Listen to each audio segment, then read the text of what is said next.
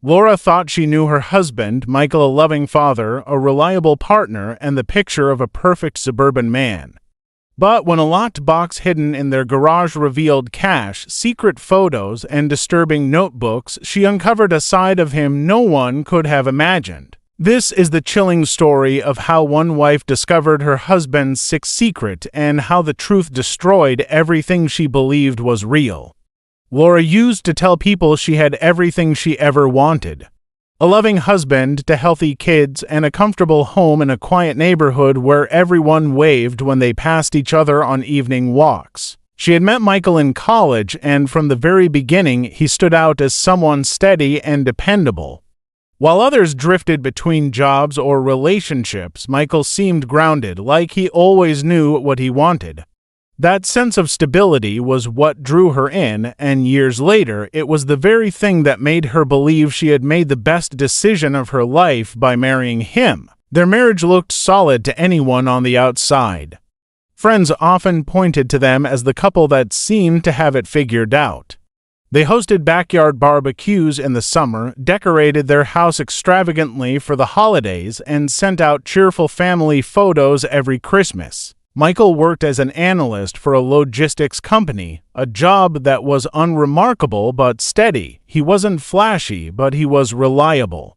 Laura stayed home with the children while they were young, later working part-time at a local boutique. Their schedules fit together seamlessly, the kind of ordinary routine most people would envy. Laura believed Michael was predictable, in the best way. He was the man who woke up at 6 every morning, poured himself a cup of coffee, and read the newspaper before heading out the door. On weekends, he mowed the lawn or took the kids to soccer practice. They had traditions, small rituals that gave her comfort. Friday night pizza, Sunday morning pancakes, long drives in the fall just to look at the changing leaves. She thought these details proved that happiness wasn't about grand gestures, but about consistency, the quiet reliability of a partner who was always there. Still, even in what felt like the perfect marriage, small moments occasionally unsettled her. There were times when Michael seemed distant, lost in thought, or quick to change the subject when she asked about his day. She brushed it off as stress from work. Everyone had their off moments, she told herself. Besides, the good always outweighed the strange. The children adored their father. He never missed a birthday or a school play. If he was tired or distracted sometimes, wasn't that normal? She didn't talk about those fleeting doubts to anyone. If a friend complained about her own husband's bad habits, Laura usually stayed quiet, unwilling to admit that sometimes Michael's silences felt heavier than they should.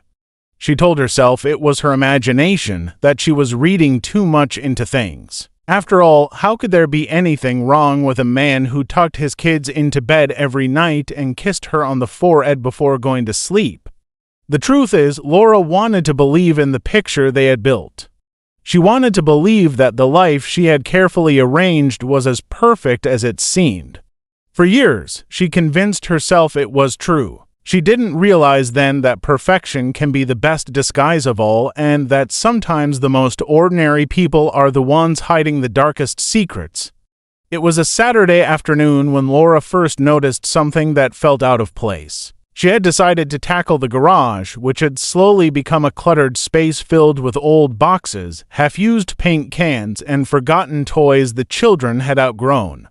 She liked organizing, finding comfort in bringing order to chaos. As she moved boxes around, her eyes fell on something she didn't remember seeing before. Tucked behind a stack of paint cans was a metal box scuffed on the edges with a small padlock securing the lid. At first, she didn't think much of it. Michael was the type to keep random tools or spare parts, and she assumed it was something for work. But as she picked it up, she realized it was heavier than it looked. The box had been placed carefully, hidden in a way that suggested it wasn't meant to be found. A small ripple of unease passed through her, but she brushed it aside. She set it back down exactly where she found it and told herself she would forget about it. But forgetting wasn't so easy. The image of the box stayed in her mind long after she closed the garage door. She thought about it while cooking dinner, while folding laundry, even in the middle of the night when she rolled over in bed and saw Michael sleeping soundly beside her. What could be inside that he needed to lock up and hide? He wasn't the type to keep valuables. They had a safe for important papers and documents, so what was this? At the same time, other details began to surface in her memory, things she had dismissed at the time but now seemed worth revisiting. Michael's late nights had grown more frequent. He often said he had to stay at the office to finish projects, but sometimes he came home looking oddly energized rather than tired, as if he'd been somewhere entirely different. When she asked him about his day, his answers had become vague, lacking the small details he used to share so easily. It was always busy or nothing special, followed quickly by a change of subject. Then there was the money.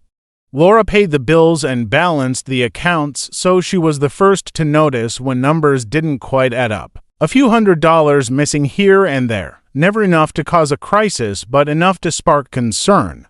When she mentioned it, Michael casually waved it off as a bookkeeping mistake or an unexpected expense for work. His explanations sounded reasonable in the moment, and she wanted to trust him, so she let it go. Still, when she connected the missing money with the secret box, her unease grew. She couldn't shake the feeling that there was a part of Michael she didn't know, a part carefully concealed behind his calm exterior. Laura told herself she might be overthinking it, that everyone keeps some things private. Yet, the locked box in the garage became a symbol of all the unanswered questions swirling in her mind.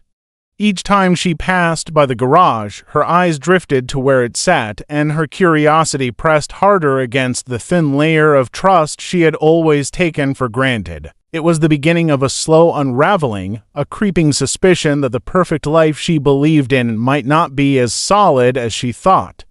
Laura spent weeks trying to push the box from her mind, but the weight of her curiosity grew heavier each day. It wasn't just the mystery of the box anymore, it was the way Michael's behavior kept feeding her doubts. He came home later and later, offering thin excuses that left her uneasy. Sometimes she caught him staring out the window at nothing in particular, his face unreadable, as if he were somewhere far away.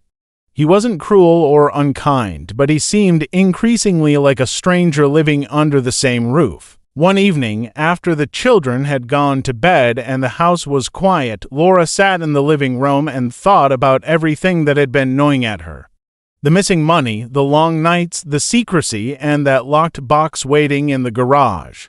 She realized she could no longer pretend it didn't exist. Something inside her told her she needed to know the truth, no matter how unsettling it might be. Michael had always been meticulous, but Laura knew his habits well. He kept a small drawer in his office desk for odds and ends, and tucked in the back was a ring of spare keys. She had seen him use them once when they were looking for the garage key. On a quiet Tuesday evening, while Michael was at work, Laura went to the desk. Her hands trembled as she pulled open the drawer. There it was, the same ring of keys, neatly placed as if waiting for her. She hesitated for a moment, but then she slipped the keys into her pocket. That night, after making sure the children were asleep, she walked to the garage. The air smelled of dust and oil, and the shadows seemed deeper than usual. She knelt down in front of the box, her heart racing as she tried key after key until finally one clicked. For a moment she froze, staring at the lock as if opening it might unleash something she couldn't control, but she forced herself to lift the lid. Inside, the first thing she saw were thick stacks of cash bundled with rubber bands. Her stomach sank. Why would Michael hide so much money from her? She set the envelopes aside, her hands shaking, and dug deeper. Beneath the cash lay a pile of photographs. They weren't family photos or snapshots from vacations. They were eerie, unsettling pictures taken in their own neighborhood. The playground down the street, the elementary school where their kids attended, the park bench where she often sat with her friends. Some photos showed houses she recognized, their neighbors' homes captured in the dark as though someone had been watching. The deeper she looked, the more disturbing it became. She found a worn notebook filled with lists of names and addresses written in Michael's handwriting. Some names were familiar, others weren't. Notes were scribbled in the margins, short phrases like arrives home at 5:30 or lights off by 11. The room seemed to close in on her as she realized what she was holding. These weren't random notes or harmless curiosities. Michael had been documenting the lives of people around them in chilling detail. The man she had trusted, the man she thought she knew better than anyone, had been hiding something far more sinister than she could have imagined. Her entire body went cold as the truth began to settle in. This was only the beginning of something far darker than she had ever suspected. In the days that followed her discovery, Laura felt as if she were living into different realities. To the outside world, nothing had changed. She smiled at neighbors, drove the kids to school, and pretended that life was ordinary. But inside, everything was unraveling. Every time she looked at Michael, she no longer saw her husband. She saw the man who had hidden stacks of cash, disturbing photos, and a notebook full of names. Each detail gnawed at her, demanding answers she was too afraid to ask. Her instincts told her the notebook wasn't the end of it. If Michael had gone to such lengths to hide his activities, there had to be more. She began quietly paying attention to his routines, noticing things she had once ignored. He often left the house earlier than necessary, giving vague explanations about traffic or early meetings. Some nights he didn't come home until long after midnight, claiming he had to catch up on work. But Laura knew those hours couldn't all be accounted for. Something else was keeping him away. Her suspicions sharpened when she found a crumpled receipt tucked inside the glove compartment of his car. It wasn't for groceries or gas, it was for a monthly rental fee at a storage facility across town. Her stomach twisted as she held the slip of paper in her hand. A hidden storage unit explained the missing money. But what was he keeping there that couldn't stay in their home? Laura couldn't shake the thought. One afternoon, while Michael was at work, she drove to the address on the receipt. The facility sat on the edge of an industrial park, rows of identical metal doors stretching out in perfect lines. The place looked sterile, quiet, almost too ordinary to hold anything dangerous. But when she saw the unit number printed on the receipt, her pulse quickened. She didn't have the key, but she didn't need to open the door to feel the weight of what it meant. She sat in her car, staring at the locked unit, imagining what could be inside. Later, when she finally gathered the courage to contact the authorities, investigators uncovered what she had already feared. Inside the unit were shelves stacked with surveillance equipment, cameras, binoculars, recording devices, and boxes of videotapes. Alongside them were disguises, jackets, hats, even wigs, and more journals like the one she had already found. Years of meticulous notes were lined up neatly, each book documenting the daily lives of unsuspecting people. The evidence painted a horrifying picture. Michael had built a secret world dedicated to watching others. It wasn't just a passing hobby or odd quirk. It was organized, deliberate, and obsessive. He had been monitoring families, neighbors, and even strangers, writing down their routines as if preparing for something bigger. For Laura, the discovery was crushing, every memory of her marriage twisted into something unfamiliar. The vacations, the celebrations, even the quiet evenings at home now felt staged, part of a life carefully designed to conceal the truth. She realized the man she trusted with her heart, her children, and her future had been living a double life she never could have imagined. And no matter how much she wanted to deny it, there was no turning back from what she now knew. The moment Laura handed everything over to the authorities, the facade of her marriage finally shattered. Investigators wasted no time acting on what she had uncovered. The photographs, the notebook, and the receipt for the storage unit were enough to open a full-scale investigation. Within days, officers had searched the unit and collected every disturbing item hidden inside. The sheer volume of evidence stunned them. It wasn't just a box of notes or a handful of tapes, it was an entire archive of surveillance that stretched back years. When the news broke, shock rippled through their community. Neighbors who had once admired Michael as a devoted father and polite family man were forced to confront a darker reality. The man who waved cheerfully as he trimmed his lawn had, in secret, been tracking their movements, photographing their homes, and writing down the most mundane details of their private lives. Families that once felt safe in their quiet suburbs suddenly questioned every moment they had shared outside their front doors. The sense of security that defined their neighborhood was gone overnight. For Laura, the betrayal cut deeper than anything she could put into words. She replayed memories of their life together, searching for signs she had missed. Every late-night excuse now sounded like a carefully rehearsed line. Every smile at a family gathering seemed like a mask hiding the truth. She struggled to reconcile the gentle man who had read bedtime stories to their children with the obsessive stalker who had filled entire journals with the lives of others. It felt as though the person she had loved all these years had never truly existed. The trial that followed was grueling. Prosecutors presented page after page of Michael's meticulous notes, hundreds of hours of footage, and testimony from experts who explained how far his obsession had gone. Though he had not yet acted violently, the preparation was clear.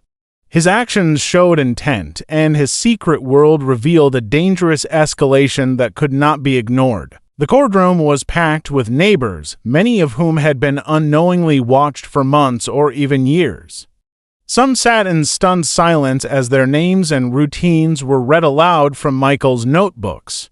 Michael, for his part, sat expressionless throughout most of the proceedings.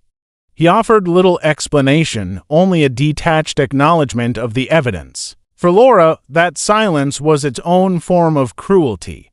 She wanted answers why he had done it, why he had hidden it, how he could live such a double life, but he gave her nothing.